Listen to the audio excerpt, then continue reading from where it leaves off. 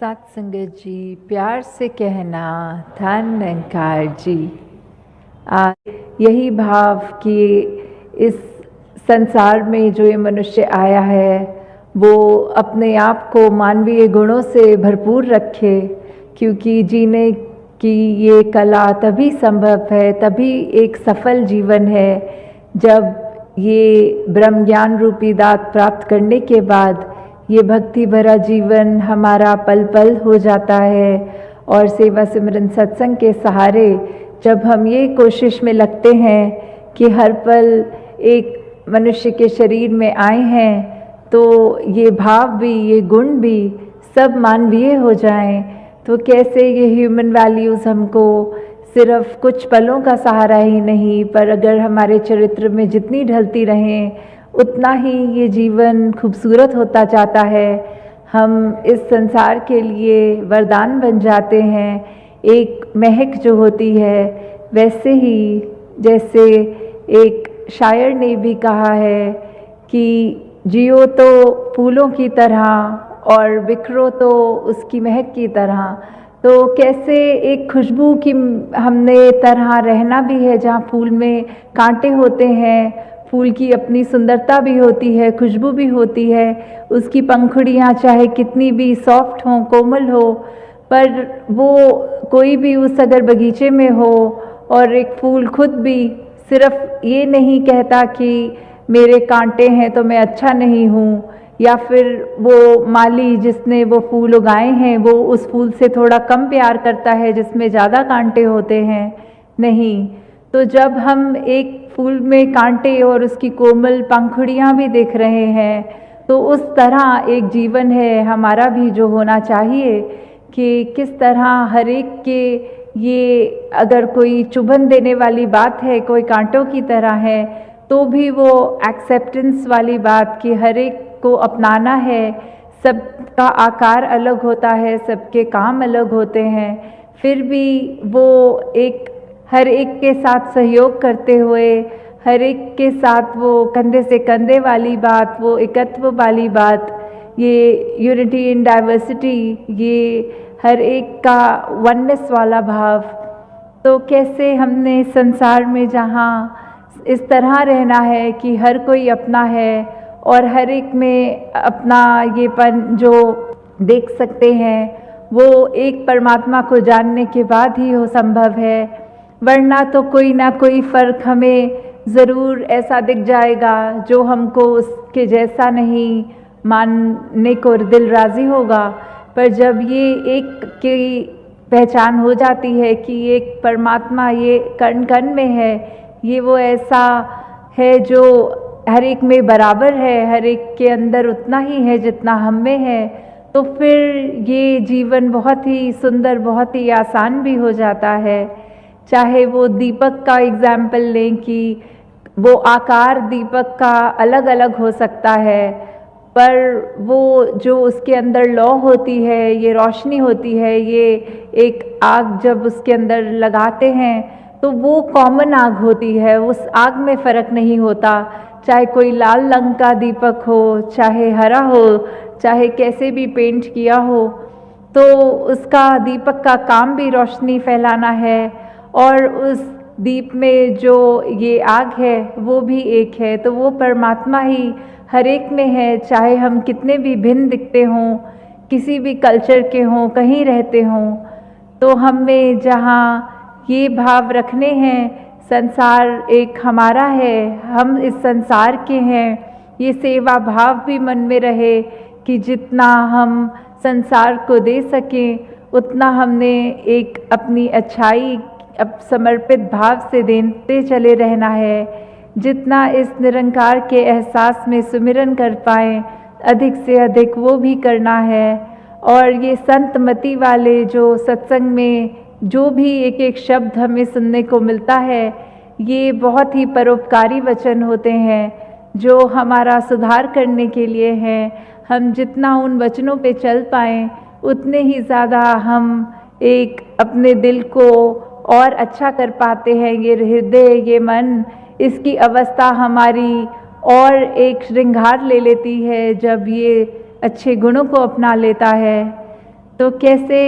हमने जीते जी ये बात जो आज भी सत्संग में बोली वक्ताओं ने कि कैसे एक जो सच्चाई है जीवन की वो मृत्यु है, कि ये सांसों ने तो चले जाना है,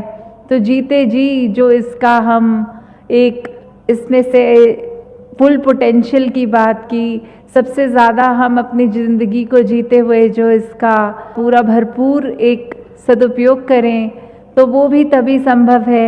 जब इसके सांसों की लड़ी चल रही हो। क्योंकि जब इसने ख़त्म हो जाना है तो कोई कार्य ऐसा नहीं जो हम कर पाएंगे। जो भी कार्य करने हैं वो जीते जी ही करने हैं। और इसमें प्रथम वही बात कि अपनी पहचान कर लो। इस परमात्मा को जब देख लेंगे, इसको जाना जा सकता है, उसको जान लेंगे, तो उसके बाद हमें अपनी भी पहचान ये समझ आ जाएगी कि हम क्या हैं, इस संसार में क्या लक्ष्य लेके आए हैं और सांसें ख़त्म होने के बाद कहाँ जाना है। फिर वही बात जो किसी भी रिलीजियस स्क्रिप्चर में देखें, कोई भी जो जहाँ आस्था रखते हैं उससे मेल खा के देख लें, तो ये मोक्ष मुक्ति इसकी भी जो बात है ये किससे संभव है, ये इस ब्रह्म ज्ञान द्वारा ही संभव है। तो जहाँ हमने अपने आप को उस रूप में देखना है, वहाँ ही अपना ये सुधार के लिए हर पल जोड़ना है कि संसार में हम आए हैं तो अपनी खूबसूरती सिर्फ तन को ना सजाएं, अपने मन को भी सजाएं और ऐसे गुणों को अपनाएं जो हमारे भले के लिए तो है ही, बल्कि ये संसार के लिए भी परोपकार में जुटे रहें। तो एक कहानी भी जो ध्यान में आ रही है कि कैसे हमें एक दूसरे पे उस तरह नहीं, फरेब की बात आती है, ये मन में धोखे आ जाते हैं। तो कैसे एक गांव में एक जिनके पास फार्मर पर वो डेयरी फार्मिंग वाले जो एक दूध का व्यापार करते हैं, एक माखन बेचते हैं, तो कैसे वो एक अपने दुकान पे आते थे जो ब्रेड बेचते थे, तो उन्होंने ऐसी एक अंडरस्टैंडिंग की हुई थी कि जितने वेट का आप मुझे ब्रेड दोगे उतने वेट का मैं आपको माखन दूंगा। तो ऐसे ही उन्होंने ये सालों साल चलाया और इतना उनका आपस में ट्रस्ट बन गया कि फिर वो तराजू में रखने के लिए वो रखते नहीं थे, वो बस एक दूसरे को एक पैकेट वो एक्सचेंज रूप में मुंह से बोल के कि ये इतना ग्राम है इसमें। तो ऐसे ही ये लड़ी चलती रही। फिर एक दिन वो ब्रेड बेचने वाले के मन में ये बात आई कि मैं देखूं ये माखन मुझे कितने ग्राम का मेरे मित्र ने बेच दिया है। तो जब ऐसे देखा गया तो वो कम था और उसको बहुत ही उस पे ये बात अच्छी नहीं लगी। वो इस बात को अपने सरपंच में, ये पंचायत में भी जब लेकर गए तो वही बात आई कि उन्होंने भी कहा कि इसको एक ही तरीके से देखा जा सकता है कि हम उसी तराजू पे वो आज की बिक्री की ब्रेड को रखेंगे और मक्खन को, तो पता चल जाएगा। तो सभी के सामने बात यही आई कि जो माखन तोलने वाला था उसके पास तो घर में तराजू भी नहीं था, वो अपने हाथ पे जितनी ब्रेड का वज़न होता था उतना वज़न मक्खन का करके ही देता था। तो पहले मन में ये ब्रेड बेचने वाले के आया कि मैं उसको कम ग्राम दे दूं और उसने तो वादा किया है भरपूर पूरा ही उतना करेगा। तो कैसे ये विश्वास की बात होती है, कैसे हम एक दूसरे के लिए अगर सोचते हैं कुछ और उसके लिए मन में कुछ बुरी एक अपने मन को नेगेटिव कर लेते हैं, जो अभी सत्संग में भी जिक्र आ रहा था, we should be negative about negativity. हर एक चीज़ के लिए हमें जो हमारे को एक अच्छा कार्य करने से रोक रही है, हमें उसके लिए तो अपनी आंखें चुरानी है पर अच्छा काम करने के लिए नहीं। हमें हर एक के दिल से उनके आंसू पोंछने हैं, उनको दर्द नहीं देना, उनसे नफ़रत नहीं करनी, उनसे फरेब नहीं करना। तो कैसे जिस तरह ये भी देखा गया है उदाहरण के तौर पे कि अगर हम एक चुटकुला कोई सुन लें तो उस पे हम कितनी बार हंस लेते हैं, 2-4 बार वही जब चुटकुला बार बार सुनेंगे तो चौथी बार तो हमें उस पे हंसी भी नहीं आएगी। तो हम कैसे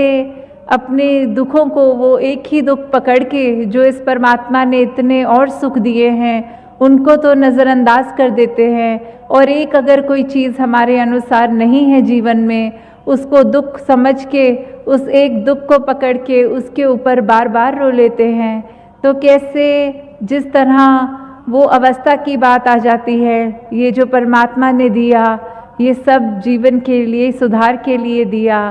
तो कैसे हमने जिस तरह एक चीज़ को पकड़ के ही नहीं बैठे रहना, एक बारी उसका एक एहसास, तो चलो इंसान है तो फीलिंग्स हैं मन में, वो उस तरह आएगी, पर कैसे अगर थोड़ा सा भी कोई नेगेटिव ख्याल है उसको उसी पल दूर करने की कोशिश करें।